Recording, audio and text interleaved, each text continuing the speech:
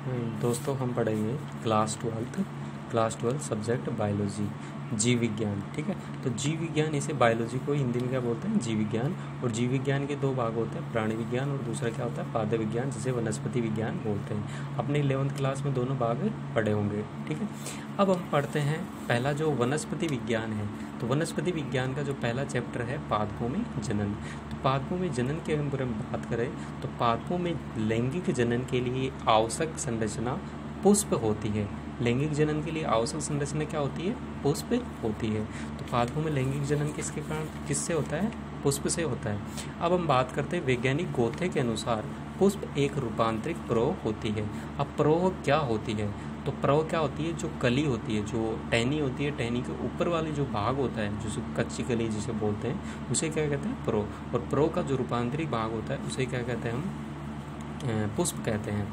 अब हम बात करते हैं पुष्प की संरचना। तो पुष्प की संरचना की अगर बात करें, पुष्प होता क्या है, तो पुष्प की संरचना की बात करें तो पुष्प में दो अंग होते हैं, एक आवश्यक अंग होता है और दूसरा कौन सा होता है, सहायक अंग होता है। एक आवश्यक अंग और दूसरा कौन सा होता है, सहायक अंग। आवश्यक अंग की अगर मैं बात करूँ तो आवश्यक अंग के अंदर क्या आता है, पुंकेसर आता है और दूसरा क्या आता है, स्त्रीकेसर। एक क्या आता है, पुंकेसर और दूसरा क्या है, स्त्रीकेसर। ठीक है, तो पुंकेसर में अगर हम बात करें तो पुंकेसर में क्या होता है, दो भाग होते हैं, एक परागकोश होता है और दूसरा क्या होता है, पूतंतु। एक परागकोश होता है और दूसरा पूतंतु। मैं इधर इसका डायग्राम से समझाता हूँ आपको किस तरीके से इसका डायग्राम होता है। देखो इसका डायग्राम आपको दिख रहा है, ये क्या है, हमारा पुंकेसर होता है। ये क्या है, पूरा पुंकेसर की संरचना है।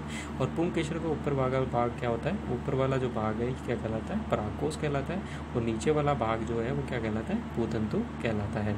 ठीक है, अब हम बात करें तो परागकोश के भी दो भाग होते हैं, एक परागपाली होता है और दूसरा क्या होता है, संयोजी। संयोजी क्या होता है, इस दो परागपालियों को जोड़ने का जो काम करता है वो क्या करता है, संयोजी करता है। ठीक है, तो इस तरीके की ये संरचना होती है। अब इसकी अंदर वाली स्ट्रक्चर की, अंदर वाली संरचना की अगर मैं बात करूँ तो अंदर वाली संरचना क्या होती है, इस तरीके से होती है। और इसके अंदर क्या होता है, लघु बीजाणु होते हैं और ये लघु बीजाणु दानी होती है। तो इस तरीके से ये इसके अंदर संरचना, अंदर वाली संरचना होती है। अब हम बात करते हैं स्त्रीकेसर। तो स्त्रीकेसर क्या होता है, तो स्त्रीकेसर की अगर बात करें तो स्त्रीकेसर में क्या होता है, वर्तिकाग्र होता है, वर्तिका होती है और अंडाशय होता है। वर्तिकाग्र, वर्तिका और अंडाशय। दोबारा मैं रिपीट कर देता हूँ, स्त्रीकेसर। और स्त्रीकेसर में क्या होता है, वर्तिकाग्र, वर्तिका और अंडाशय। तो इधर हम इसकी संरचना से समझते हैं। तो इसकी संरचना की अगर बात करें तो संरचना में क्या होता है, ये देखो इसका संरचना है, पूरा स्त्रीकेसर है।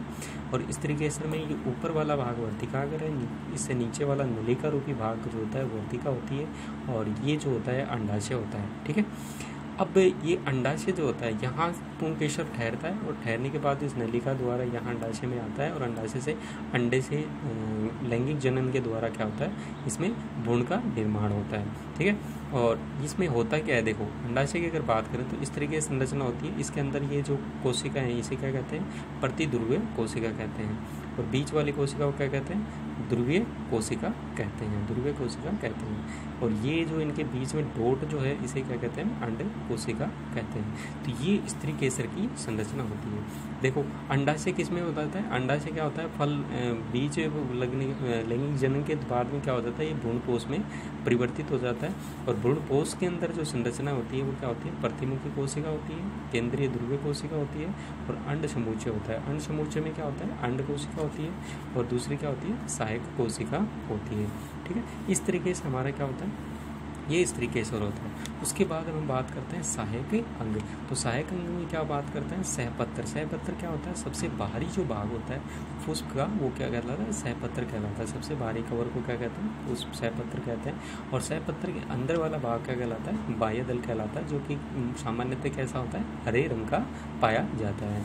अंदर जो रंग बिरंगा जो भाग होता है, किसी में लाल होता है, किसी में पीला होता है। ठीक है, तो अंदर जो रंग बिरंगा जो भाग होता है उसे क्या कहते हैं, हम दल कहते हैं। उसे क्या कहते हैं, दल कहते हैं। ठीक है, ये क्या कहलाता है, दल। तो सहायक अंग जो होते हैं वो तीन प्रकार के तीन होते हैं, सहपत्र, बाह्य दल और दल।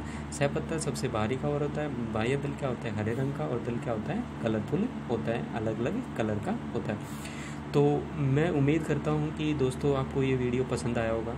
ठीक है, तो इसे लाइक, शेयर एंड सब्सक्राइब कीजिए मेरे चैनल को।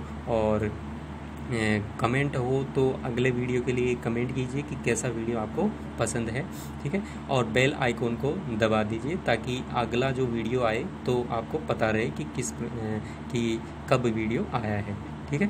Thank you.